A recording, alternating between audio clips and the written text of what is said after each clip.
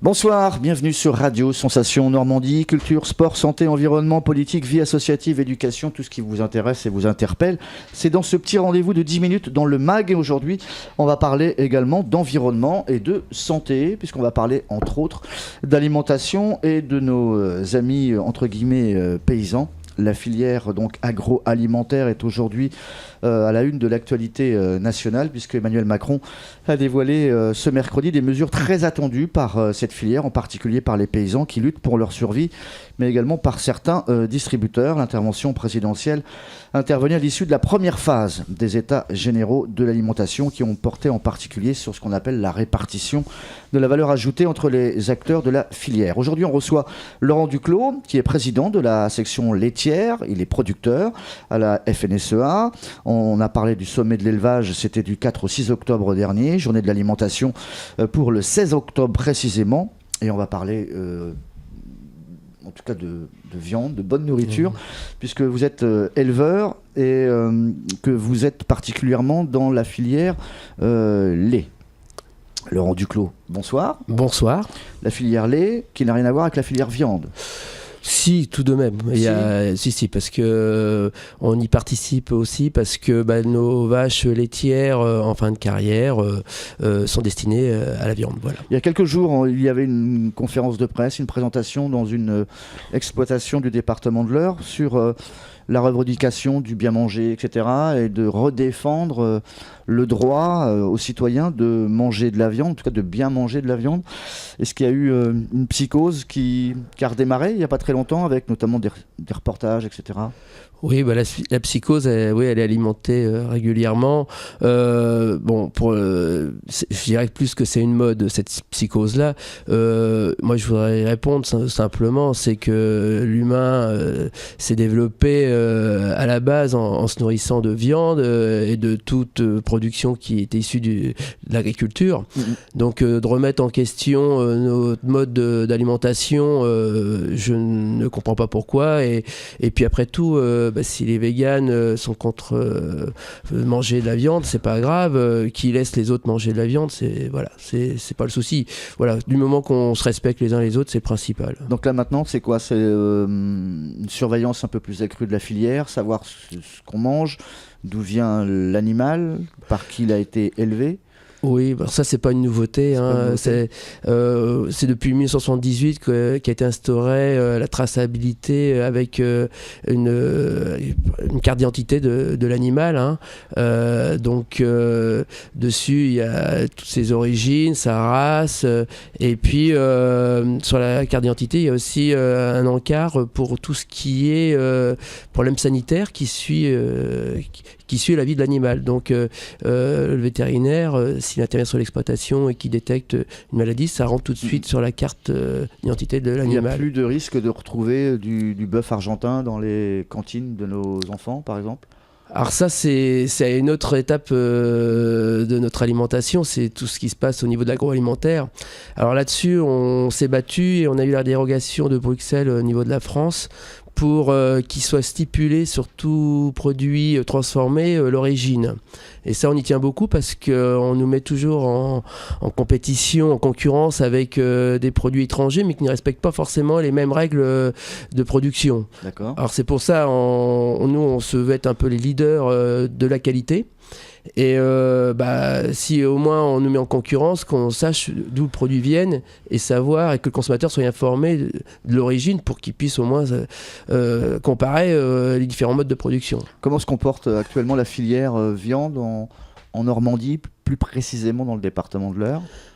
Alors, au niveau de la production viande, avec des races à viande assez développées il y a une dizaine d'années, vingtaine d'années pratiquement, suite un petit peu à l'abandon des élevages laitiers, parce que en tant que président de la section laitière de l'Eure, on fait le constat, en 2010, on était un peu plus de 900 producteurs de lait dans l'Eure, et aujourd'hui, on est à peine 400. D'accord. Donc c'est un chiffre... Entre eux, ça fait beaucoup, et là, c'est trop peu ? Ah bah là oui, parce que jusqu'à là on a pu maintenir les volumes, et là depuis un an ou deux les volumes de produits dans l'Eure sont en diminution, Et D'accord. ça c'est catastrophique parce que on avait quand même l'industrie dans les départements alentours qui s'approvisionnaient chez nous, et c'était une dynamique rurale et économique. Et si demain on constatait un effondrement de la production dans le département de l'Eure, on verrait certainement des entreprises partir plus loin dans des bassins laitiers plus dynamiques, tels que la Bretagne. Mais c'est un non-sens pour moi, parce que concentrer la production dans une région, c'est aller au-devant de problèmes environnementaux, concentrer des effluents d'élevage sur très peu de surface. Et c'est là l'important, c'est de maintenir de l'élevage sur l'ensemble de notre territoire, pour répondre toujours à ces histoires d'équilibre. Voilà. Y a une synergie entre la production céréalière et l'élevage, avec les effluents qui sont répartis sur des surfaces importantes. Voilà, je milite pour la défense des équilibres, autant sur l'alimentation que sur les méthodes de production. Il y a une fausse image qu'on a gardée depuis une quinzaine d'années. On nous a dit que la France produisait trop de lait. Est-ce que c'est toujours vrai ou pas ? Non, c'est pas vrai du tout. On avait des quotas qui partaient dans l'Europe de l'Est, etc., ou que parfois on jetait même du lait. Il faut savoir que la consommation mondiale augmente tous les ans. Les pays d'Asie ont explosé en consommation. Ils sont passés de la consommation de riz à des produits plus élaborés. Et puis bon, on connaît aussi tous les scandales sanitaires qu'il y a pu y avoir avec la mélamine en Chine. Donc la production laitière... Au niveau national, on répond largement, mais il y a quoi ? Je pense qu'il y a 25-30% de la production qui est exportée, mais c'est autant aussi pour le fleuron français de la qualité française. Si les Chinois sont venus en France chercher du lait, c'est pas le fait du hasard. Voilà, D'accord. Et vous parliez de la Chine et de l'Asie, etc., qui se met un peu plus à de la nourriture dite européenne. On nous a parlé d'une pénurie ou d'une flambée du beurre à cause justement des Asiatiques. Est-ce que ça, c'est quelque chose qu'il faut craindre pour la fin d'année notamment ? Avec des prix qui risquent de flamber dans certaines boulangeries ? Non, je pense qu'au niveau du prix du beurre, on arrive au maximum qui peut être envisageable. Et puis, on ne répercute pas la hausse des prix au niveau du cours mondial, parce qu'il y a aussi un équilibre à respecter dans les filières. Mais non, je ne pense pas qu'il y ait de pénurie. La production redémarre parce qu'on a eu aussi une très mauvaise récolte. L'année 2016 a été une année noire en termes de récolte au niveau français. On a perdu à peu près 35% de la production céréalière, des fourrages qui n'ont pas été de qualité non plus. Donc du coup, une production moindre en lait. Bon, la production avec la récolte 2017 en fourrage, spécialement en maïs, en silage, est de très bonne qualité cette année. Comment ça se passe alors si on fournit un peu plus l'Asie en crème, en beurre, en lait, etc. Ça part de France, ça part d'Europe. Ça part. Il va falloir repousser un peu les productions. Il faut le faire. Je pense que déjà, on est parti sur le marché mondial parce qu'à un moment, le marché national, il y a eu la critique du beurre, de la consommation de beurre sur notre territoire. C'est pas bon le beurre, c'est cancérigène. Oui, certainement. Non, mais c'est comme. Je me méfie beaucoup de ces effets de mode comme les véganes, parce que on se rend compte des bêtises 20 ans après. Parce que, oui, on a critiqué la consommation de beurre. Aujourd'hui, on se rend compte que le beurre a beaucoup de vertus et la consommation a redémarré au niveau national de manière régulière depuis 5 ans. Et en parallèle, on a fait une sélection sur nos animaux pour produire moins de matière grasse, donc faire moins de beurre.